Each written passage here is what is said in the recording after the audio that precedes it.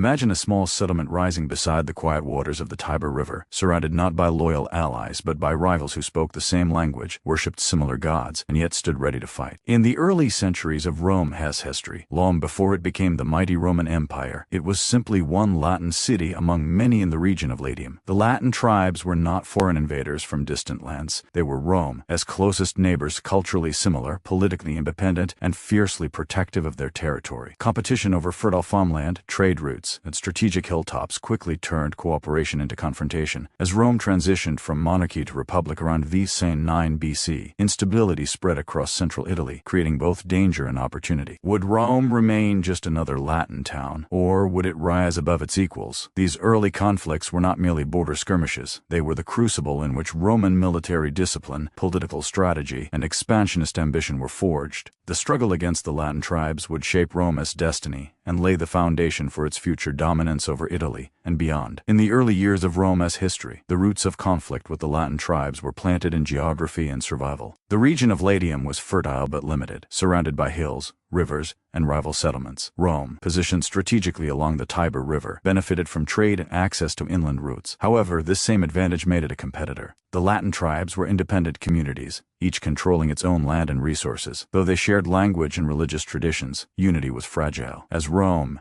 population grew, so did its need for farmland and security. Border disputes became frequent, and minor skirmishes escalated into organized warfare.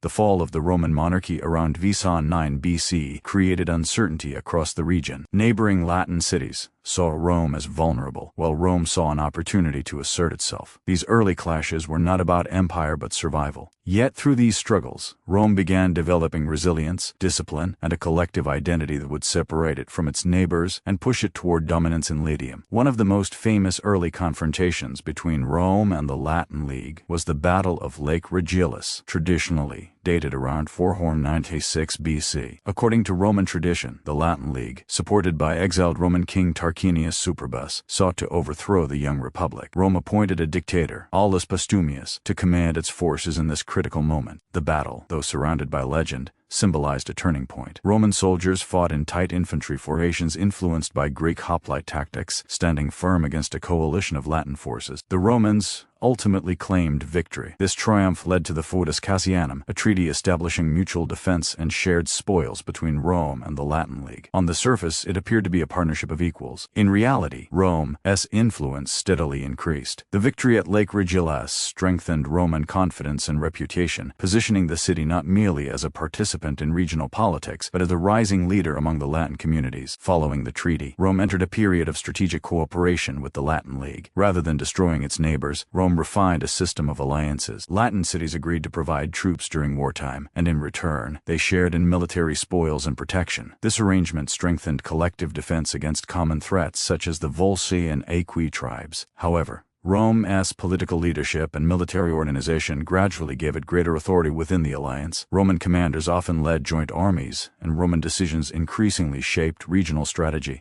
Through diplomacy, marriage alliances, and selective granting of rights, Rome built loyalty among certain Latin elites. This method of expansion differed from simple conquest. Rome learned to combine force with inclusion, allowing conquered or allied communities to maintain some autonomy while integrating them into a broader system. This balanced approach ensured stability and created a network of dependent allies. The alliance system became a prototype for Rome's later imperial strategy across Italy and eventually the Mediterranean world. As conflicts continued, Rome's military structure evolved significantly. Early Roman forces were composed mainly of citizen soldiers who fought seasonally. Influenced by Greek warfare, they adopted the hoplite phalanx formation, fighting shoulder to shoulder with heavy shields and spears. However, the varied terrain of central Italy, hills, forests, and uneven ground challenged rigid formations. Continuous warfare against the Latin tribes forced Rome to adapt. Discipline became stricter, training more organized, and leadership more centralized. The Romans emphasized endurance and unity, ensuring that even after setbacks they could regroup and fight again. Over time, military organization grew more flexible, laying the groundwork for the later manipular legion system. War was no longer simply a defensive necessity. It became an instrument of policy. Each campaign strengthened Rome's confidence and experience. While the Latin tribes fought to preserve independence, Rome increasingly fought with a broader broader vision. These early adaptations would later allow Rome to defeat far greater enemies across Italy. Tensions eventually resurfaced as Rome's dominance became undeniable. By the 4th century BC, many Latin cities felt that Rome treated them less as partners and more as subjects. The desire for equal political representation within the Roman system grew. When these demands were rejected, open rebellion erupted in what is known as the Latin War, fought between Triumvirate. This conflict was decisive. The Latin coalition united to challenge Rome's authority directly. Roman forces, now more experienced and organized, met them in major engagements such as the Battle of Mount Vesuvius and later at Antium. Rome emerged victorious. Unlike earlier conflicts, this war ended not with a renewed alliance but with restructuring. The Latin League was dissolved permanently. Some cities were granted full Roman citizenship, others received limited rights without voting power. By dividing privileges and responsibilities, Rome prevented future, unified resistance. The Latin War marked the moment when Rome ceased being merely first among equals and became the unquestioned master of Latium. The political consequences of Rome's victory were transformative. Rather than imposing uniform control, Rome developed a layered system of citizenship and alliance. Certain Latin communities were incorporated directly into the Roman state, gaining full rights and responsibilities. Others received civitas sin suffragio, citizenship without voting rights, which obligated them to military service but limited political influence. Some cities remained allies bound by treaty. This flexible approach ensured loyalty while preventing unified opposition. It also expanded Rome's manpower dramatically. Former enemies now supplied soldiers for Roman campaigns. This integration policy demonstrated Rome's strategic brilliance. Instead of ruling through constant fear, Rome offered pathways to inclusion and advancement. Latin elites could achieve status within Roman society, aligning their interests with Roman success. The result was a stable and expanding federation rather than a fragile empire of suppressed peoples. The lessons learned during these conflicts shaped Rome's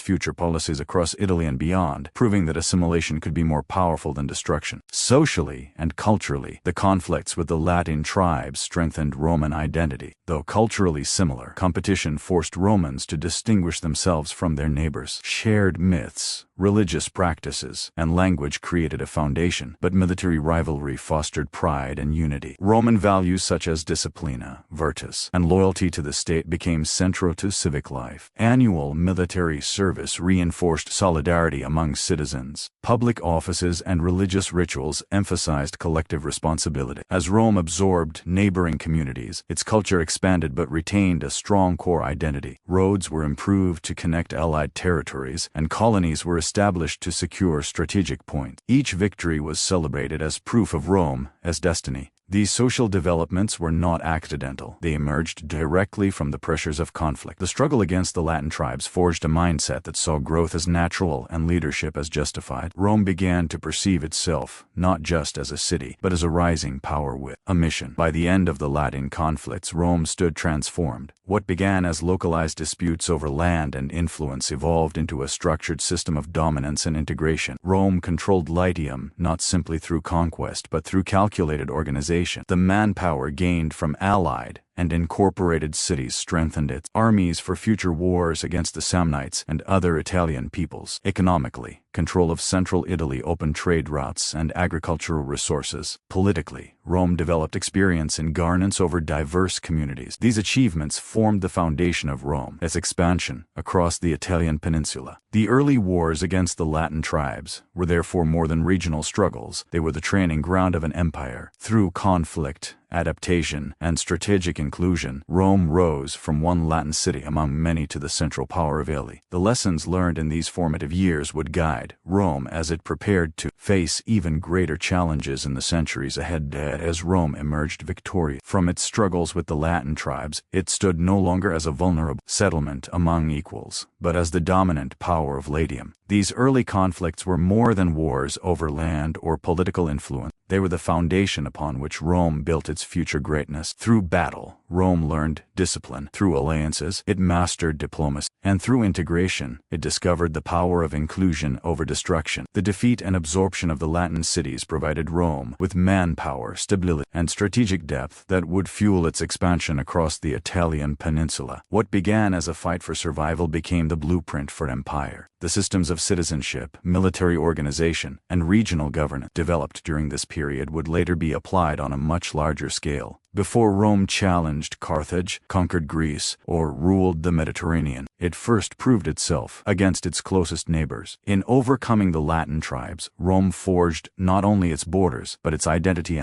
defined by resilience, ambition, and an unshakable belief in its destiny to lead.